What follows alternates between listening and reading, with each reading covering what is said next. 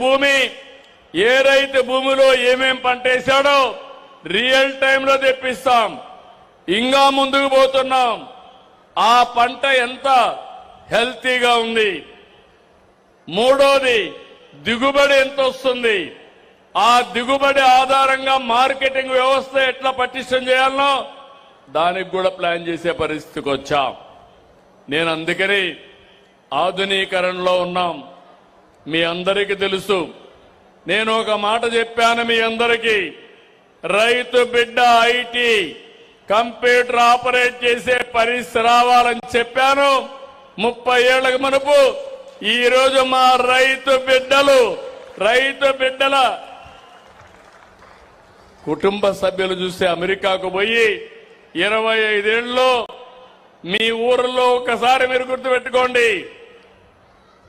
25 సంవత్సరాల్లో ప్రపంచంలో నెంబర్ 1 తలసరి ఆదాయం సంపాదించే జాతి ఈ తెలుగు జాతి.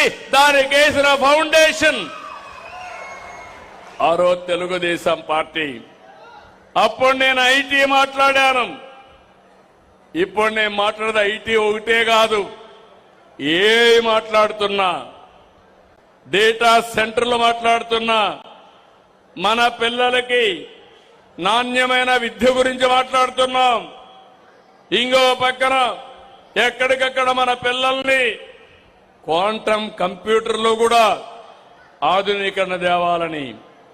ఈరోజు ప్రపంచంలో ఉండే టెక్నాలజీస్ అన్నిటికీ చిరునామా మన రాష్ట్రం అని చెప్పి నేను మీకు తెలియజేస్తున్నా. క్వాంటమ్ గాని, డేటా గాని, ఏఐ గాని, సెమీ కండక్టర్ గాని, స్పేస్ టెక్నాలజీలో సెటిలైట్ ఉత్పత్తి చేసే కేంద్రాలు గాని, డ్రోన్ టెక్నాలజీ కోసం డ్రోన్ సిటీ పెట్టడం గాని, మొన్నే పుట్టపర్తిలో మీరు చూస్తే 5th జనరేషన్ ఫైటర్ జెట్ కూడా వేరే దేశాల మీద యుద్ధాలు చేయాలంటే మన దగ్గర నుంచి వెళ్లే విమానాలే దీనికి మూలాధారం అవుతాయి. ఇలాంటి టెక్నాలజీస్ అన్ని తీసుకొస్తున్నాం. అయితే అదే సమయంలో మీరు ఇంకొక విషయం కూడా గుర్తుపెట్టుకోవాలి. నేను సాగునీటి పైన పెద్ద ఎత్తున ముందుకు పోతున్నాం. 2 సంవత్సరాలు దృష్టి పెట్టాం. 36 ప్రాజెక్టుల్ని నిర్దిష్టమైన కాల పరిమితి ఇచ్చాను. ఆ టైంకి ప్రాజెక్టులు పూర్తి చేయాలనుకున్నాం. ఈ రోజు చిలకలూరుపేటలో మీ అందరికీ హామీ ఇస్తున్నాను, 2027 మార్చి ఏప్రిల్ లోపల పోలవరం పూర్తి చేసి జాతికి అంకితం చేస్తాం. ఈ పోలవరం తెలుగు జాతికి ఒక వరం, ఒక జీవనాడి. నీళ్లుంటే మా రైతాంగం బంగారు పండించే రైతాంగం ఇక్కడ ఉన్నారు. ఇది పూర్తయితే కృష్ణా నదికి నీళ్లు వస్తాయి. గుంటూరు ఛానల్ ద్వారా చిలకలూరిపేటకు కూడా నీళ్లు వస్తాయి. నీటి కొరత లేదు. కానీ ఇంకా ముందుకు తీసుకుపోవాల్సిన అవసరం ఉంది. నాగార్ సాగర్ రైట్ కెనాల్లో పడాలి, నల్లమల సాగర్ పోవాలి, వంశధార ప్రాజెక్టుకి వెళ్ళాలి. అదే మరి పెన్నా నది అనుసంధానం కావాలి.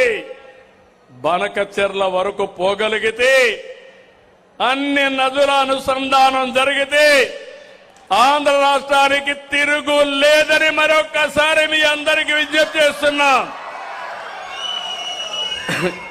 ఇది నా జీవితాశయం. ఇది ఎన్టీ రామారావు గారి సంకల్పం. ఈరోజు అది ఎన్డీఏతో సాధ్యం. అందుకే మిమ్మల్ని అందరినీ కోరుతున్నాను, ఇక్కడ వరికపూడి సెలగూడ పల్నాడుకి ఒక వరం. నేను ఒకటే చెప్తున్నా, దీనికి 30 ఇప్పటికీ డబ్బులు కూడా ఇచ్చాం. ల్యాండ్ ఎక్విజిషన్ కోసం 63 కోట్లు కేటాయించాం. పర్యావరణ క్లియరెన్సెస్ అంతా పెట్టాం.